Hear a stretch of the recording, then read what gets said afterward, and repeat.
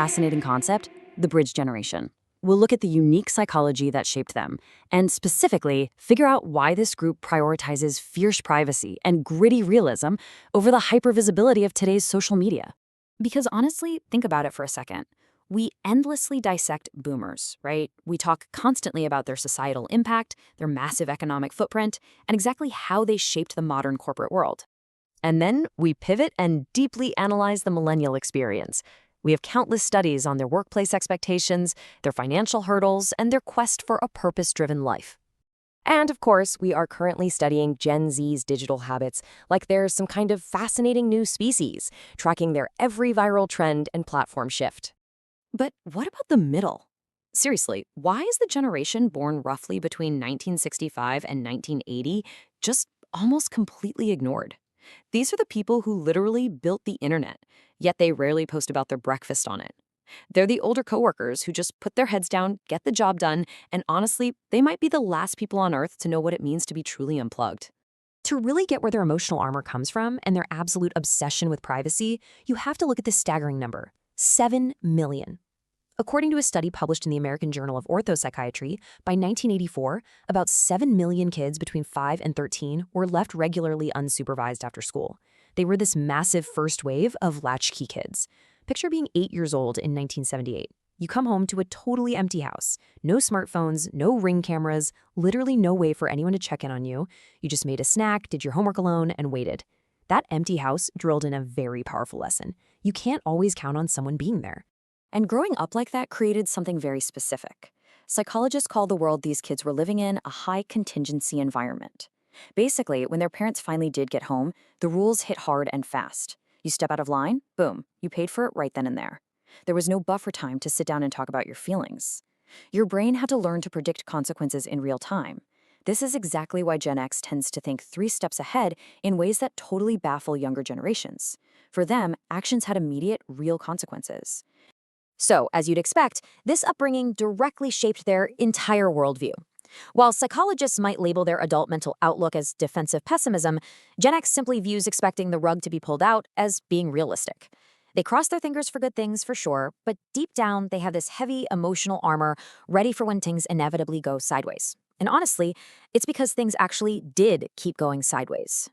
Just look at the historical and economic whiplash they experienced.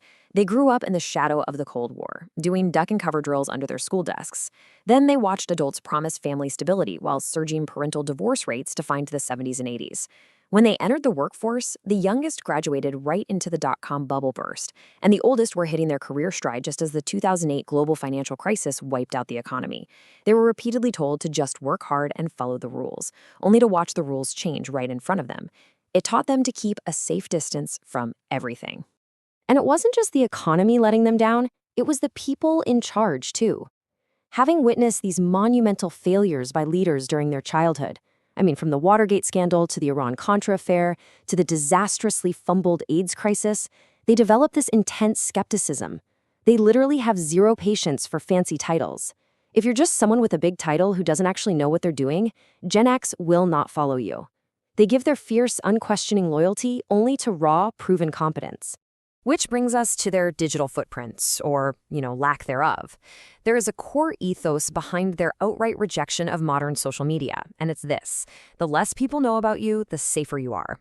This isn't because they don't understand technology. Remember, they built a huge chunk of it. It's because their entire foundational psychology tells them that visibility equals vulnerability. For them, mistakes were awkward, physical memories. They were meant to be left in a basement or a parking lot. Only a handful of people knew you messed up, and that was the end of it.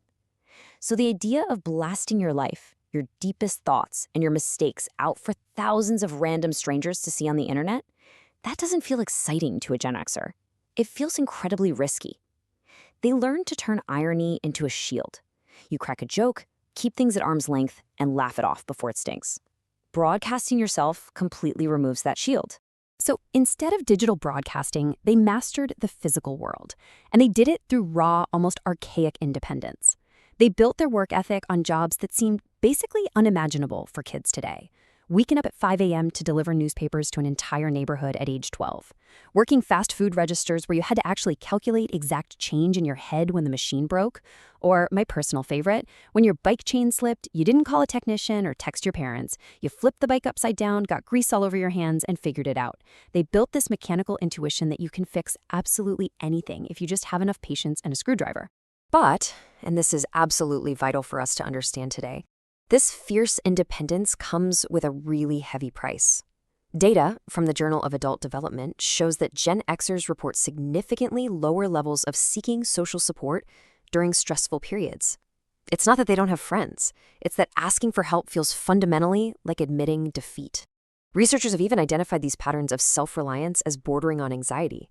They are absolutely incredible in a crisis, sure, but their capability stems from a deep unwillingness to depend on anyone else. This rugged self-reliance even spilled over into how their brains literally process information.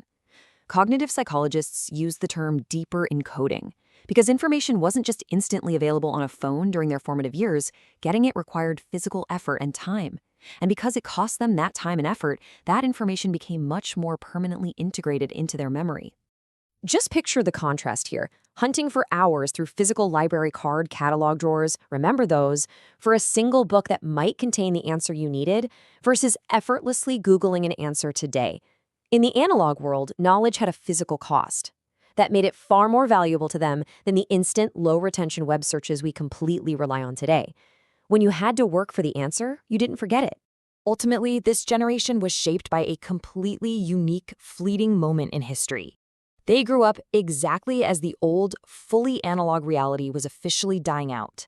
They remember a world without the internet. Perfectly. Yet the hyper-connected, constantly documented digital age we live in right now had not yet fully arrived. They were forced to adapt to both, belonging entirely to neither, which makes them the quiet, unsung bridge generation. There's this thought that captures it so perfectly. Bridges don't get much attention. They're just there doing the work, holding things together, expecting nothing in return. They are quietly collaborative. They will probably never ask you for help, but if you need them, they'll show up without drama and absolutely without making a social media post about it. Not caring if anyone notices them doing the heavy lifting is perhaps their most defining and honestly, most admirable psychological trait. So, I leave you with this final thought for today's explainer. As the invisible bridge inevitably gives way entirely to our digital future, what do we lose when the masters of analog resilience, the absolute last people to truly understand how to be alone, unplugged, and quietly competent, are no longer here to hold things together? Just think about that the next time you see someone quietly fixing a problem while the rest of the world is busy posting about it. Thanks for hanging.